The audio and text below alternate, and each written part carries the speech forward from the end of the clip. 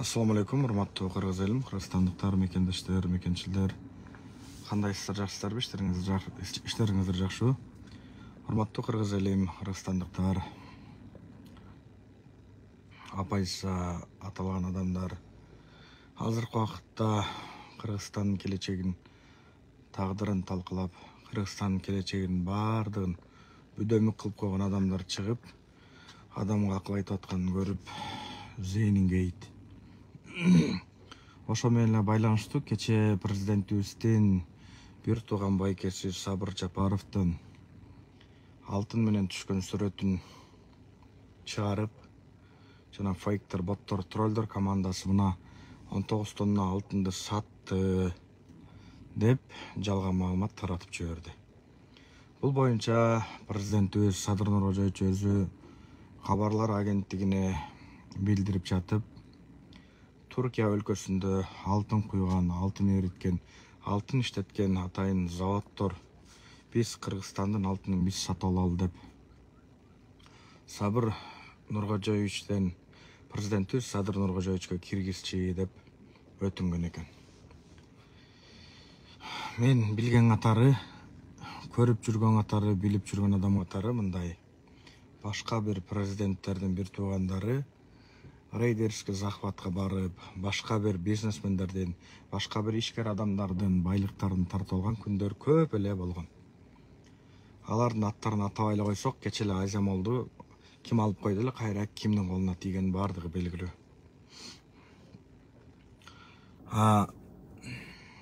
Азыркы президентибиздин бир туугандары чындыгында башка бир президенттердин бир туугандарындай болуп, чоң-чоң кызматтарда, чоң-чоң иштерде отурган жок.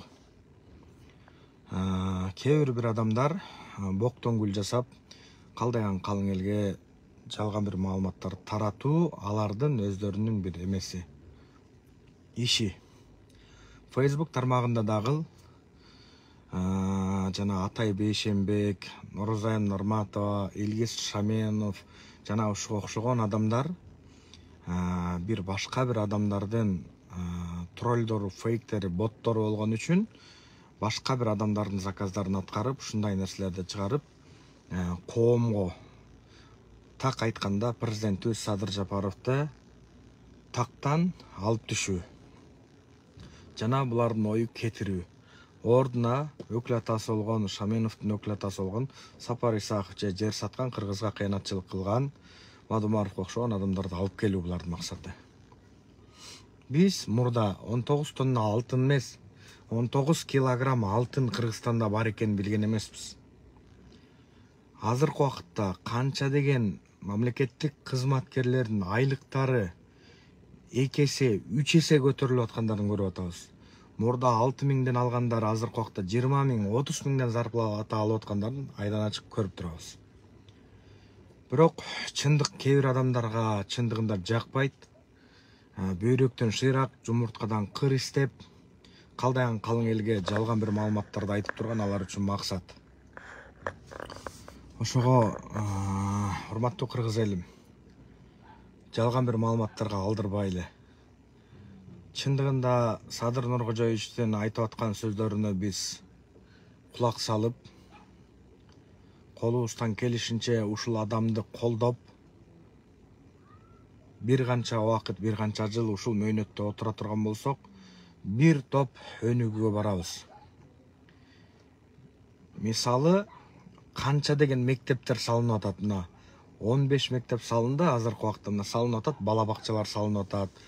Ошол, урматтуу кыргыз элим, ошол бала бакчалардын мектептерде мисалы мына только балдарыңарды гана жөнөткүлө деп атат. Китепке жана башкага, мындай ошол ремонт жана башкага акча талап кылынган жок. Анан кээ бир адамдар бөйрөктөн шыйрак издеп, жөн эле жалган маалыматтарды айтып, эмне болсо дагы лишь бы президентибиз Садыр Нуркожоевичту күнөөлөө буларга мындай эме болуп калды, салт болуп калды, сана болуп калды. Бирок так бир нерсени айтып коеюн, урматтуу кыргыз элим. Кайдыгер карабай ушул эфирди бөлүшүп, өз ой пикириңиздерди калтырып туруңуздар.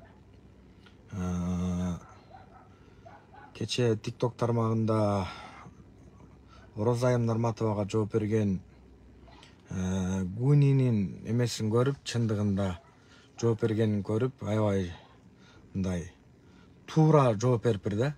Азыркы убакытта чыгып аткан өзүнчө кыргызга күйүмүш болуп чыгып аткан адамдар эмне үчүн Сооронбай Жээнбековдун убагында, эмне үчүн Атамбаевдин убагында, эмне үчүн башка бир бийликтин убагында мындай сунуштарды, мындай проектилерди, мындай нерселерди, акыл машааттарды айта алган эмес деген суроо жаралат да. Анан ошол мого эмени көргөзүп коеюн сиздерге. Саламатсыздарбы, кыргыз элем? Саламатсыздарбы, кыргыз элем? Ушул жерден дагы бир ачуу чындыкты айтып кетейин деп атамын. Албетте бул Адахан Кимсанбаевдин колдоочусу Орозайым Нарматова деген жалган жерден бир сыйра депутат болуп кетти. Ушул Орозайым Нарматовага ушул видеом жетип барат деп ойлоймун. Орозайым, сен 14 жашар кызды зордукталган тууралуу аябай Камчыбек Ташиев менен Садыр Жапаровду күнөөлөп атасың да. Эми мени угуп турчу. 2 жыл мурун Сооронбай Жээнбеков баарындагы кезде мен сага ошол нерсени эстете кетейин. Өзгөн районунда өзүнүн кызын, өгөй атадагы эмес, өзүнүн кызын 9-класстагы кызын зордуктап, боюна бүтүрүп коюп, ал өзүнүн кызы өзүнүн атасынан туулганда сен мынчалык чыркырап чыкпадың эле го. Сен мынчалык деңгээлде чыккан эмес элең го. Ошондо эмнеге сен Сооронбай Жээнбековго кайрылуу жасап чыкпадың? Сен эмнеге ичиң мынчалык тар, мынчалык көрө албай атасың азыркы бийликтичи? Биринчиден бир эле Садыр Жапаров күнөөлүү эмес бугачы.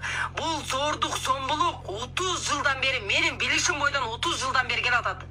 Өзүнүн кызын зордуктамай, өгөй атасы зордуктамайлар келе атат. Бул кече эле башталган нерсе эмес. Садыр Жапаровдун келгенине көп болсо 1,5 жыл болду. Андан аша элек андан. Анан кийин көзүңдү чоңураак ач. Өзгөн районда болгон, эсиле мага ишенбесең, YouTube каналдан таап алгының. Өзүнүн кызын зордуктап таштаган. Ошондо дагы сен чыккан эмесиң. Чырылда 16 жаштагы кыз өзүнүн атасынан зомбулук көрүп, боюнан бүтүп, ал даже өзүнүн атасынан төрөгөн ал кызчы. Ошондо сен неге чыккан эмесиң айтчы? Азыр эми жок жерден эле хайп кармагып эле, эптеп эле Садыр Жапаровду каралаш, жамандаш, кетириш бийликтен Адахан Кимсанбаевдап келиш. Адахан Кимсанбаев ушунчалык деңгээлде акылдуу, ушунчалык деңгээлде жакшы болгондочу, сага дагы эл карабайт эле, башкага да эл карабайт. Эл аккан сел дейт. Сел сыяктуу эл. Эл өзү эле апарып бийликке коюп коет, апаргысы келсе. Себеби эл каалабайт. Адахан Кимсанбаевди бийликке апарышын каалабайт, уктуңбу? Биринчиден билип билбей эле бул зордук, зомбулук кече эле чыккандай жанагындай реклама кылып өзүңдү чыга бербей кайра-кайрачы. Зордук, зомбулук 30 жылдан бери болуп келген, дагы болуп атат. Ошого карата 90 депутатчы алдыгы креслосундачы жармашып килейдей болбой, нормальный жесткий мыйзам жазып чыксын. Ошо сунушун айтсын. Ошо сунушту Садыр Жапаров колдоп берет. Сунушун айта албай эле 9 айдан бери айтышып эле чача-мача деп эле келатат. Анан тилди көп кытыштыра бербе. Сенин деле ошончо касагың бар. Мынаки, ошол Гунинин айтып аткан сөзү негизи бир топ деңгээлде да, чоң деңгээлде чындык бар да. Ушу Нарматова мисалы айтып жүрөт, Шаменов чыгып жүрөт, Атай Бейшенбектер жүрөт. Булар бирөөдүн урматтуу кыргыз элим саясий троллдору. Так айтайын, саясий троллдору. Булар кыргызга күйбөйт. Кыргызга күйө турган болсо мага окшоп канча укук коргоо органдар ошол жерде туура эмес иштер жасап атса дагы ачуу чындыкты айтып, жетүү билөнү Ак Ордо маселесинде, жетүү билөнү жана башка да маселелерде мондайды так көзүн чукуп, көзүн сайып айтып атам. Мен корккон жокмун. Бул бийлик мени тааныган үчүн, бул бийлик мени билген үчүн мен айтып кыйкырып аткан жокмун. Болгон ачуу чындыкты айтып атам. Эл эч убакытта кордолбош керек, эл эч убакытта зордолбош керек. А буларда бир гана Мадумаровду мактайт. А Мадумаровдун аркасы ушундай аппак белый жемчуг болсо, анда хорошо демекмин. Мадумаров жердин баарын сатып жүргөн, карапайым калктын тагдырын талкалаган, мигрант кылып жүргөн ушул болгон убагында. госсекретар болгон кезде карайлы, канча адам мигрант болуп чыгып кеткен ушунун убагында. Бакиевдин убагында. Мына Бакиев менен коен колтук алышып жүрдү эле. Азыркы убакытта Жылаңач Баатыр болуп, жетим тоого күймүш болуп, буга күймүш болуп, тиге күймүш болуп жүрөт. Мына могул Атай Бейшенбек деген мына азыркы убакытта ар кандай бир нерселерди айтып монтип жүрөт. Мына диплому жасалмады, диплом алган эмес деп атат, диплому жок. Мына ар кимден карыз алып эмелери чыгып атат соцсеттерге.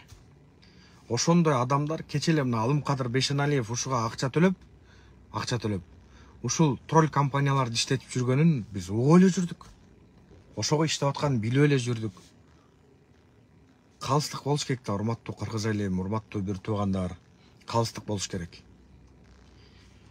Көпчүлүк адамдар элге кызмат кылбайт, анан троллдор аркылуу бир нерселерди жайганды жакшы көрөт. Биринчи сен элге кызмат кыл, элге эмгегиңди сиңдир, андан кийин эл сени колдобой кое турган болсо анда башка кеп. Бирок биздин кыргыз элибиз эч убакытта андай жолго барбайт. Кыргыз элибиз наркты, салтты, үрп адатты туу туткан тарыхыбыз бар. Ушундай элбиз.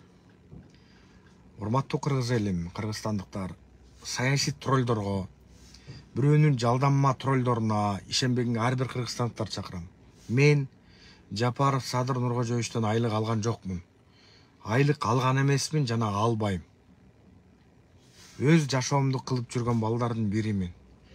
15тен ашык мамлекетти көргөн адам катары, биздин да мамлекетибиз өнүгө өссө экен, биздин да келечегибиз кенен болсо экен деген гана инсандардын биримин. Мекенге кайдыгер карабаган. Колунан коко тыйын келбеген, телефондон эле сүйлөй берген, мо шалпылдактарга, шалпатектерге ишенбегенге баарыңар чакырам. Жанагы Сабыр Жапаров түшкөн сүрөт боюнча так түшүндүрүп коеюн. Бул Турция өлкөсүнө атайын бул жактан биз сатып алабыз алтынды деп, президентибиз Садыр Нуркожоевичтин ошо кабылданмасына киргизип кой деп суранып, анан ошол алтын куйган жерин ошо көргөзгөн экен. Эми өзүңөр деле логически ойлонуп көргүлө. Алтынды сатып аткан адам, алтын урдап сатып аткан адам, мына мен саттым да акчаны кармап түшпөйт да. Алтынды сатып келип аткан адам, мына мен слетактар деп монтип түшпөйт да. Мына канча деген мамлекеттик кызматкерлердин айлык акысы көтөрүлүп атат. Мен бир нерсени так баса белгилеп айтайын. Кыйкырып жүргөн жүгүрүктөр, аферистер, уурулардын троллдору не дедиле? Сентябрь айында мугалимдердин, жанагыл мамлекеттик кызматкерлердин айлык акылары 100% ылдыйга төмөндөйт деп айттылы. Кана төмөндөгөнү? Айлык ошол эле мойдон кетип атпайбы? Мына булардын калпы. Норматова мисалы ачуучундукты ушунчалык жакшы көрөт экен. Болгону өзүнүн телефонунда эле комментарийни гана ачып койсунчу. Жок, ача албайт. Булар чындыкка чыдабайт. Иштей албайт, иштеген адамды көрө албайт. Мына мо гуничелик дагы 5-класста окуган гуничелик акылы жок булардынчы. Мына кече президентибиз Садыр Нуркожоевичтин алдына барганда Мадумаров унчукпай эле лаппай деп отурган. Жолугушкан мына лидерлер. Ошол жерде мына кече бир депутат айтты, Мадумаровдун чыныгы жүзүн. Убагында Бакиевке жатып эле берип жүрбөдүм эле деп. Кече Бакиевке жатып берип жүргөн. Кече мына президентибиздин айтканы болот, көпчүлүккө баш ийишке керек деп жүргөн Мадумаров азыркы убакытта өлдүк биз, парламент биз мындайбыз, биз тигиндейбиз деп элге. Мадумаров 200'дүү. Элге эчтеке жашаган эмес, мага көргөзсүнчү. Мына муногул бир карапайым бул бечаранын үйүн бузуп туруп мына жаңы үй салып бердим деген бир гана фактыны көргөзсүңөрчү. Жок да. Жок. Ташиев Камчок Ыдыршаевичтикин карай турган болсоң толтура. Ал бийликке келелектен алдын ошондой иштер жасап жүргөн. Садыр Жапаровдун кылып аткан иштери толтура. Алар бийликке чейин кылган элге кызмат. Анан ошолорду ачуучундукты айтып койсоң, пахтакор, аферист уурулардын жүзүн ачып койсоң, бизди жамандап жатып калат. Мени деле соцсеттен кандай каралап атат. Мен мисалы акмын. Ага терикпейм. Комментарийлерим баары ачык турат. Мен президентти же президенттин бир туугандарын өкүлөтө кое алган жокмун. Мен алар менен байке ини болуп, алар менен бизнес кылган жокмун. Болгону калыстык сөзүмдү ачуу чындыкты айтып атам. Биз өнүгө турган болсок, өсө турган болсок, бир гана нерсени айтам. Митинг болбой калды, бул бийлик кетириш керек дебей. Аллах Таала Кур'ан-ы Каримде айтат: "Инналлаху мa'ас-сабирин" дейт. Эй кулдарым, силер сабыр кылгыла, мен силер менен биргемин дейт. Болгону урматтуу элим, бардыгыбыз бир жакадан баш, бир жеңден кол чыгарып, 30 жылда Кыргызстанга эчтеке жасабаган аферисттердин тилине кирбей, уурулардын тилине кирбей, колубуздан келишинче ушул президентибизди колдоп, ушул президентибиздин саясатын коргоп туралы. Кудай буйрса, Кудай кааласа, айлана тегерегинде мага жакпагандагы толтура кадрлар бар. Ал кадрлардын бардыгы жок болушу керек, алардын баарын алышы керек. Мен да каалабайм ал кадрларды. Мен болгону президентибиз Садыр Жапаров менен Камчыбек Кыдыршевичти колдойм. Жанында жүргөн жанагыл бактакор, жанагыл ар кимдин жардамы менен, акчанын күчү менен, тааныш билиштин күчү менен келип калган кадрларды мен да колдойм. Адам бир тараптуу гана болбош керек.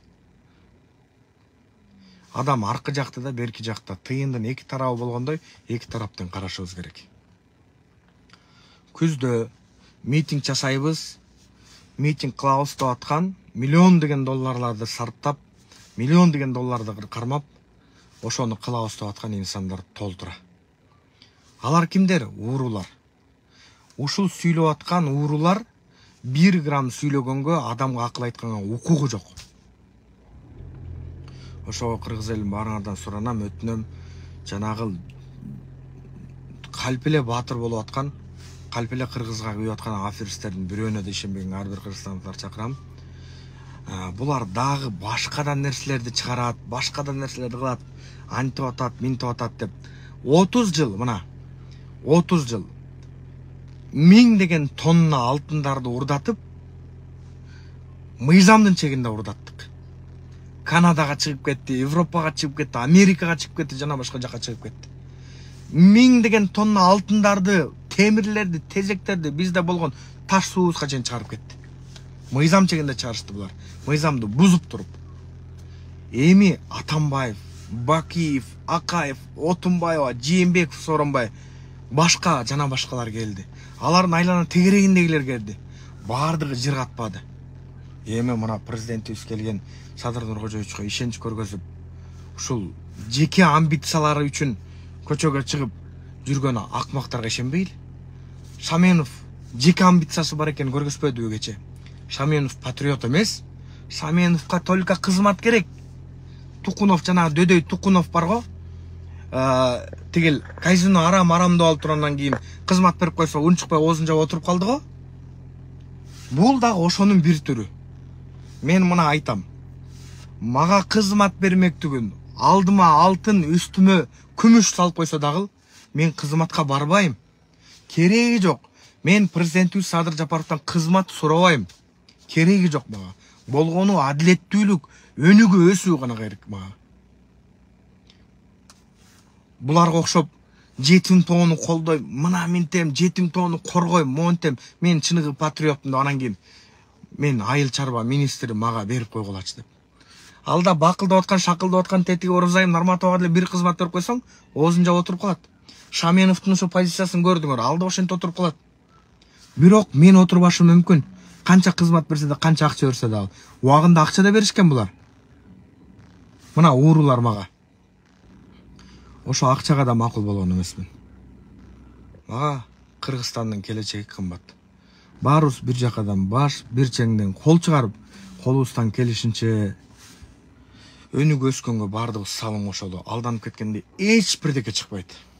Мамлекетибиз аркага кетет, төңкөрүш болот, саясий куугунтук дагы башталат, бири-бирин дагы тономой башталат, бири-бирин жемей, бири-бирин атмай ушу башталат. Болду, бүттү. Башка эч нерсе болбойт. Ушул баягы чоңдор качып кетип калышат. Баягы эле карапайым калк калат. Кыйналган эле карапайым калк качан көрдүңөр? Мурда президенттердин ушул кыйналып жашап калганын. Ошо президенттердин балдары кыйналып жашап калган качан көрдүңөр? Карапайым эле калк кыйналат болгону. Ошон үчүн ачуу калдырбай, бардыгыбыз алаксып койгон жалган маалыматтарга алдырбай, жети өлчөп биргесип, ошого карата аракет жасайлы. Баарыңыздардын ишиңиздерге ийгилик, урматтуу кыргыз элим, кыргызстандыктар. Менин жеке Facebook'тагы Өмүрбеков Бекзат баракчама катталып коюшуңуздарды өтүнөм, ютуберлердин баарына чыгарып коюшуңуздарды суранам. Баарыңыздардын ишиңиздерге ийгилик. Жалгандардын баардыгы Кудай буйрса, Кудай кааласа калкып чыгат. Азыр мына 7 областта болуп аткан жакшы иштердин баардыгын чагылдырып аткан инсандар бар, блогерлер бар, башкалар бар, эмнелер болуп аткан. Ошолордун баарын соцсеттерден баарын көрүңүздөр. 7 областта тең асфальттер жана башкалар, жарыктандыруулар жана соц объектилер жана башкалардын баары курулуп атат. Бул өтө жакшы. Бүгүн эле мына 15 мектептин бирөөнө кирип, бирөө деген эме бар эле, садик бар эле, могу эмеде жалда. Ачылды бүгүн, ачылыш болду. Кандай заман болуп ачылды. Ушундайлардан 1000 деп, 100 деп болсун десек, урматтуу кыргыз элим, бир аз сабыр кылып турушубуз керек. Элде күнөө жок. Сиздерге бардыгыбыз ыраазыбыз. Элден айлансаң артык. Много аферис уурулар гана ушу карапайым калктын башына айлантып атат. Баарыбыз ишиңиздерге ийгилик, көрүшкөнчө. Алданбай, акырына чейин туралы.